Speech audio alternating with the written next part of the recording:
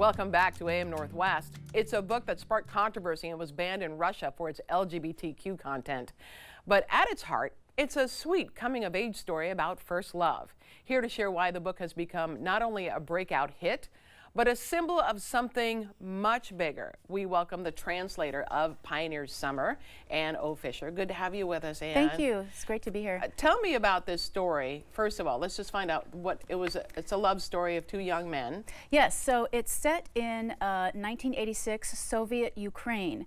And it's at a pioneer camp, which is the camp where, you know, young people go to learn how to be good communists. Because again, this is Soviet era, right. You know.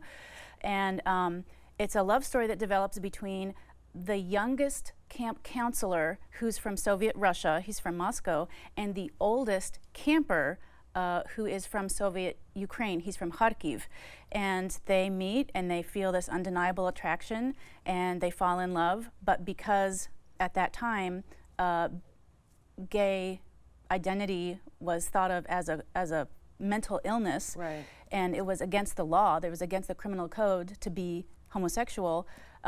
They felt very awkward about acting out their love. Sure. So I'll stop there because I don't want to give any spoilers. Sure. Oh no, but, sure. It starts with 20 years later, the younger boy, Yurka, comes back to camp and he's walking through the camp remembering his great love of 20 years ago. Oh, wow.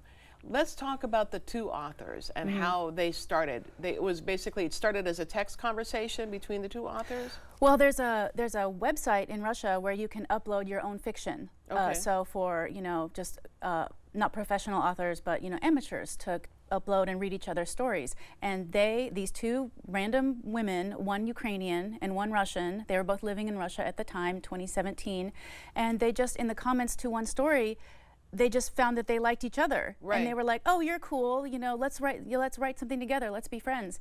And one day they were bored and, you know, working these kind of dead-end jobs, and one of them wrote to the other one and said, write me something fun, I'm depressed. And the other one said, well, I'm depressed too, you write me something fun. Yeah. So they wrote the book for each other. They did not think, and they posted it on this free website where all of a sudden it started getting in, you know, tens, hundreds, thousands of views, and then they found a publisher.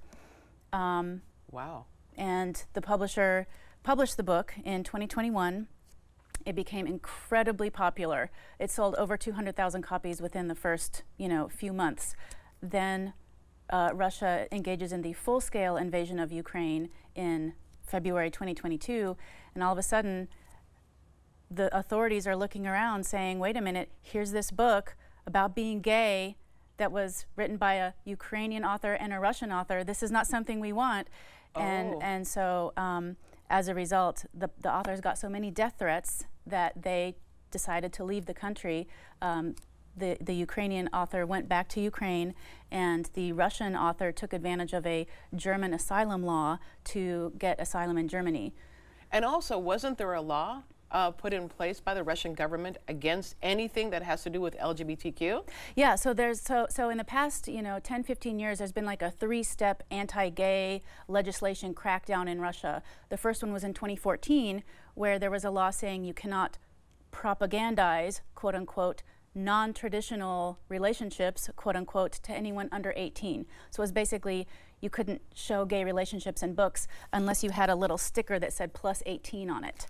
Oh. Which is kind of a hint, like everybody come read this book. Yeah, but yeah, that's usually what happens. Yes. You're not allowed to read this book, and now everybody wants to read the book. Well, exactly. So maybe that wasn't thought through very well. So 2014 is you can't propagandize being gay to minors. Right. After this book came out in December of 2022, step 2 of the sort of 3-step crackdown on you know, anti-gay legislation, you can't have any gay material in books at all. Oh, wow. So after this book, it was having any gay content was banned, not just for minors. Did the government go after the two authors? Oh yes, there was a State Duma committee that investigated them and recommended that they be prosecuted for crimes. Yeah. There were, you know, mass TV shows about them, senators. It was quite the hullabaloo. You translated this book. That had to be a challenge.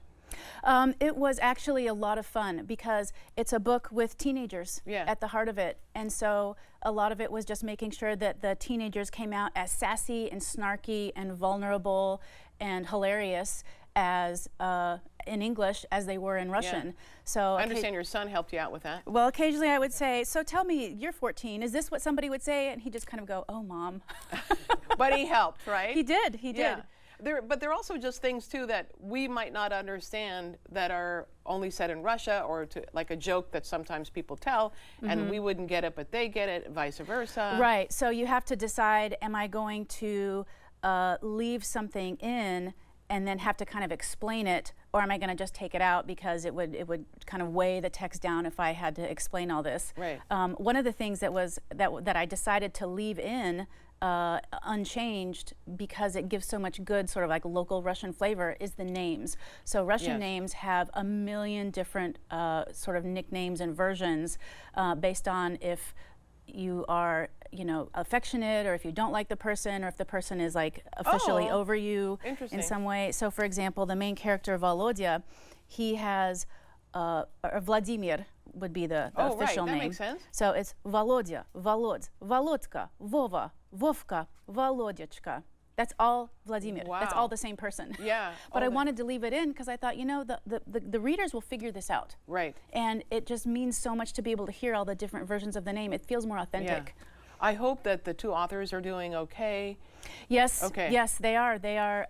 Well, the Ukrainian one is, you know, she says, well, I only go down to the bomb bunker when it's a good alarm. Sometimes she doesn't even pay attention to all the sirens because there's just so many of them. And I understand there are 2 more books? Yes, Wow. it's a trilogy. Second one's coming out in 2026, third one in 2027. Wow. You've got a book event, and that's tonight, too. You'll be at Powell's on Hawthorne at 7 o'clock. We're going to put all the information for everyone on our website at k2.com. The book, again, is titled Pioneer Summer. Ann O. Fisher, thank you so much. Thank you very much. I appreciate it. You bet. All right, we'll be right back with more AM Northwest. Don't go away.